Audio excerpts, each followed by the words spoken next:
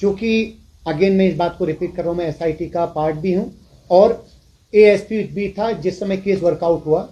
जब case police को hand over हुआ उसी समय ये क्वेश्चन हम पे रेज हुए और मैं साक्षी हूँ उस बात का कि इसमें तो कुछ बड़े लोगों का नाम आ रहा, क्या आप इसमें खुल के काम करेंगे? एक ब्लाइंड केस जिसपे कोई ये घटना जो मिसिंग में थी और घटना के बारे में एग्जैक्टली क्या हुआ कोई नहीं जानता। हमने केस किया, 5 घंटे में चीजें वर्कआउट हुई। तीनों अभियुक्तों को विद प्रमाण हमने रिमांड पे लिया और अभी भी वो जेल में है।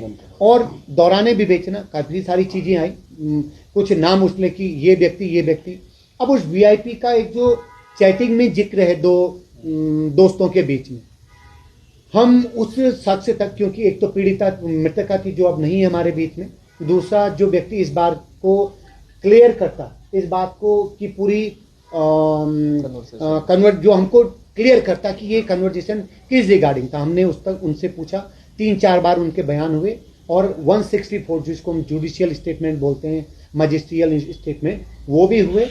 उनका ये कहना था कि साहब मैं जब 16 तारीख को वहाँ आया हूँ उस समय एक शख्स वहाँ जो शायद कई बार सोशल मीडिया में चला है, जो जिनके साथ 2-3 लोग थे, कुछ अटैची थी और कुछ हुलिया हमको डिफाइन किया, क्योंकि उस व्यक्ति की वहाँ एग्जिस्टेंस को होटल के स्टाफ ने भी एग्री किया। लेकिन रिकॉर्ड में चूंकि वो केवल 1-2 या 2.5 घंटा वहाँ पर उस बंदे ने स्टे किया। अब हमारा अगला उस वीआईपी को फाइंड आउट करने का एकमात्र सूत्र था पुष्पदीप जो मित्र है। तो मित्र से जब हमने कहा कि साहब हाँ मैंने देखा, मैंने उससे उनके जो साथ आए थे उनसे बात भी करी और मेरा मानना है कि ये वीआईपी वही होगा जो मंडे को आना था, जो मंडे को वीआईपी आना था वाली बात, कई बार ये चीज़ें आती हैं। तो हम उन शख्स तक पहुँचे बड़ी पड़ताल के बाद, हमने स्टाफ से बात करी, एक होली का के हिसाब से हमने कई चीज़ें बताई, क्योंकि ये था कि उसके साथ 2 एक बॉक्सर थे। ये चीज़ चूँकि पहले भी शायद मैं इस अंदाज में हमने आपसे बात करी, लेकिन डिटेल चूँकि आज मामला कन्विक्टेड है और पब्लिक डोमेन में सारे फैक्ट हैं, हाई कोर्ट का आदेश हो, ट्रायल कोर्ट का जो फाइनल वर्डिक्ट हो, वो सारे वर्डिक्ट ऑलरेडी पब्लिक डोमेन में आ चुके हैं। तो मैं आज खुल के उसमें आपसे बात करने में मुझे कोई गुरेज नहीं, जो ऑलरेडी आपके पास है। लेकिन मैं अभी ये क्योंकि मुझे मालूम नहीं था कि मुझे ऐसे बताना पड़ेगा, लेकिन मैं और मिस्टर खोलिया, इंस्पेक्टर आईओ जो इस केस के आईओ थे, लगातार इस केस में अभी भी सुप्रीम कोर्ट में अगर काउंटर लगता है या हाई कोर्ट में कोई चीज़ होती है तो हम दोनों उसमें इन्वॉल्व होते हैं, हमें उसमें आगे जो भी प्रोसीडिंग करनी होती है हम करते हैं। तो हर हफ्ते किसी न किसी बहाने हम उस पर हमारी चर्चा होती है।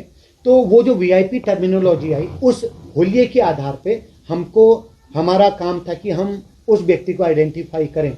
तो जो एक बनाया, तो ऐसे हुलिये के कुछ लोग जो हमको लगे कि ये तो हमारा प्राइम मकसद था कि उस शख्स से पूछा जाए जहां से ये टर्मिनोलॉजी पैदा जनरेट हुई है। तो उन्होंने को जब बताया, उन्होंने कहा साहब ये व्यक्ति है।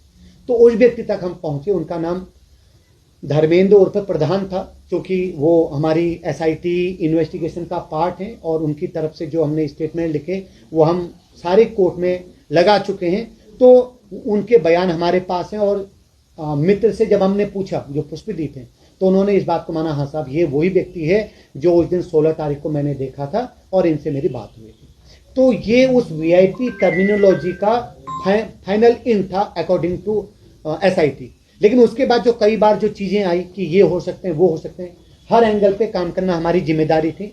हमने हर एंगल पे काम किया, वो डंप डेटा हो, वो सीडीआर हो, वो उस दौरान या उससे आगे।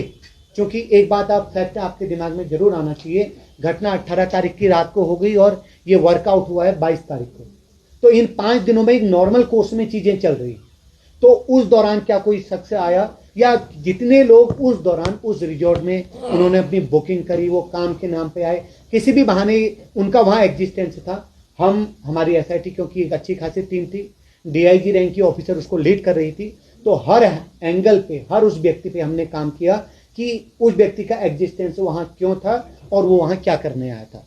तो ये जो शख्स जिनका मैंने आपको नाम लिया, ये शख्स वहां पर क्यों थे, किस मकसद से आए थे और किसके माध्यम से वहां पर आए थे, ये हमारा जब क्लियर हुआ तो हमने माना कि इनका मकसद उस होटल में आकर के रुकना या कुछ करना नहीं। उनको, वो शख्स नोएडा को बिलोंग करते थे, उन्होंने वहां लैंड सर्च के लिए एक आदमी से डील करी थी, वो शख्स खाना खिलाने के लिए उनको वहां पर लाया था, केवल 2-3 घंटे वहां स्टे किए हैं। अब उसके बाद धर्मेंद्र कुमार उर्फ प्रधान, फिर और भी कई सारी चीज़ें चली, जैसे आपने सोशल मीडिया में या कई सारे स्टेक होल्डर्स में कुछ नाम देखे, उन नामों पे हमने सब में काम किया। कोई भी ऐसा रेलिवेंट और तथ्य हमारे पास नहीं था कि वीआईपी नाम का कोई व्यक्ति उन शख्स जिस पे हम काम कर चुके हैं कोई एग्जिस्ट करता है। ये सारे फैक्ट है हमारे इन्वेस्टिगेशन। इसके बाद ट्रायल कोर्ट में एक इंपॉर्टेंट चीज मैं आप सबके संज्ञान में लाना चाहूंगा, क्योंकि ठीक है क्वेश्चन लगे इसमें एसआईटी को कई बार परिजनों की तरफ से भी वो मतलब हमसे नाराजगी हमको देखनी पड़ी कि ये ऐसा नहीं वैसा नहीं। हमारी कोशिश है कि वो हमारे साथ रहें और हम चीज़ें करें। जो फैक्ट पिटिशनर आशुतोष नेगी जी या परिजनों के द्वारा दिए गए उन सब पे काम करना हमारी जिम्मेदारी थी। उन सब का इन्वेस्टिगेशन के दौरान हमने जो काम किया, जो हमारे पास एविडेंस थे, हमने ट्रायल कोर्ट में तो दिए ही। जो 5 बार की हमारी माननीय उच्च न्यायालय में हम पर्सनल अपीयरेंस हुई, वहाँ पर हमने वो सारे फैक्ट दिए। फैक्ट देने के बाद 5 पेशी का मतलब कम से कम 1 से 1.5 महीना इसमें लगा। फिर 5वीं पेशी के बाद डिटेल से करीब 20 या 22 दिन के बाद माननीय न्यायालय का एक डिटेल्ड निर्णय आता है, जो आपने अपनी मुख्य खबर का हिस्सा बनाया था कि एसआईटी क्लियर कट मेंशन है कि इस इन्वेस्टिगेशन में किसी भी प्रभावी व्यक्ति को बचाने का कोई प्रयास नहीं किया गया। क्लियर कट मेंशन है, वन थिंग। दूसरा, उन्होंने ये माना कि इस दौरान एसआईटी ने जो काम किया है, क्योंकि 1.5 से 2 महीने का टाइम हो चुका था फाइनल वर्डिक्ट के दौरान, ये माना कि विवेचना एकदम सही दिशा में है। एक सही ऑफिसरों का ग्रुप इस विवेचना को सही दिशा में लेके जा रहा है। अब अगला प्रश्न आता है कि एविडेंस डिस्ट्रॉय वाली बात। मैंने पहले भी कही, मैं फिर इस बात को, क्योंकि ये कई बार आती है कि वहां वो जो किया गया उसका मकसद एविडेंस डिस्ट्रॉय करना था। अगेन मैं इस बात को जोर देके और पूरे तथ्यों के साथ आप सबके सामने कहना चाहूँगा, 22 तारीख को जब हम कोई केस हैंडओवर हुआ, उस दिन भी एसआईटी तब नहीं बनी थी। हमारा जो थाने का आईओ था उसने उस कमरे का विजिट किया, वहाँ ताला लगा के आया कि जब तक हम इसमें एफएसएल विजिट नहीं करेगी तब तक इसमें कोई भी इंटरवीन नहीं करेगा। नेक्स्ट मॉर्निंग 9 से 10 बजे के बीच में हमारी एक लेडी सब इंस्पेक्टर के नेतृत्व में जो एफएसएल टीम थी, उसने उस पूरे क्राइम सीन को, जिसको अभी तक हम क्राइम सीन मान रहे थे, उसको पूरा विजिट किया। उसकी वीडियोग्राफी हमारी तीनों कोर्टों में सबमिटेड है। तो एविडेंस किसी भी प्रकार का नष्ट हुआ, इस बात को मैं डंके की चोट पे हम एज ए एसआईटी मेंबर और एज ए आईओ हम बोल सकते हैं कि ऐसा कुछ भी नहीं था।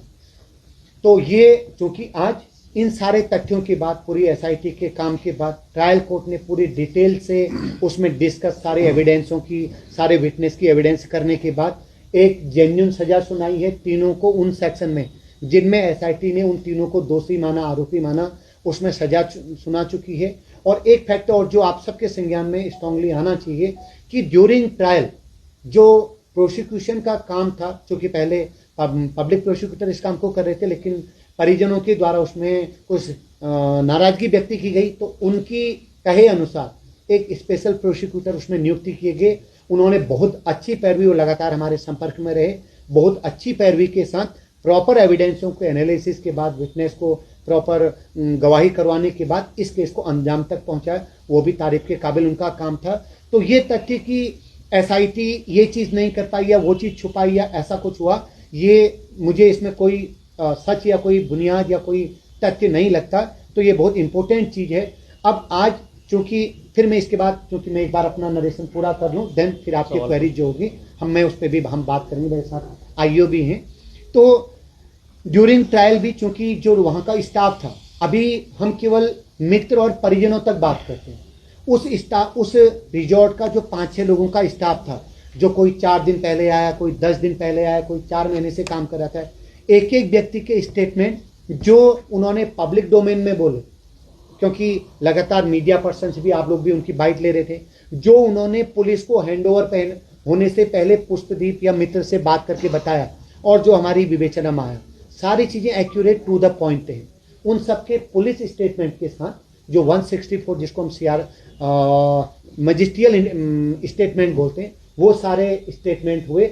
और जो चीज़ हमें बताई, जो चीज़ हमें आने से पहले ऑलरेडी वो पब्लिक डोमेन में ला चुके थे, और जो ड्यूरिंग ट्रायल बताई, वो सारी चीज़ें अकॉर्डिंग टू फैक्ट और एक जैसी थी। इसीलिए एक प्रॉपर कन्विक्शन हो पाया। तीनों अभियुक्त अभी भी जेल में हैं। जेल में वो अपील पे जरूर हों, लेकिन अभी भी कोर्ट ये नहीं समझता कि बेल लायक इनका प्रकरण है। तो ये पूरा था जो मुझे लगा। अब जैसे सर ने मुझे अचानक बोला कि एक बार अगर आप ये प्रश्न हुआ है तो आप इसमें बात करिए, तो मेरी जिम्मेदारी बनती है, मेरे आईओ की जिम्मेदारी बनती है कि हम उन सारी चीज़ें जो अभी जैसे करंट में हमारे पास भी सोशल मीडिया की चीज़ें आती हैं, तो कई बार लगता है कि तथ्य सही ढंग से आप तक नहीं है, तो चीज़ें जाने के बाद आप उसमें जो भी आपको समझ लगता है और फैक्ट ये सारी चीज़ें। अब आपकी जो मुझे इस पूरे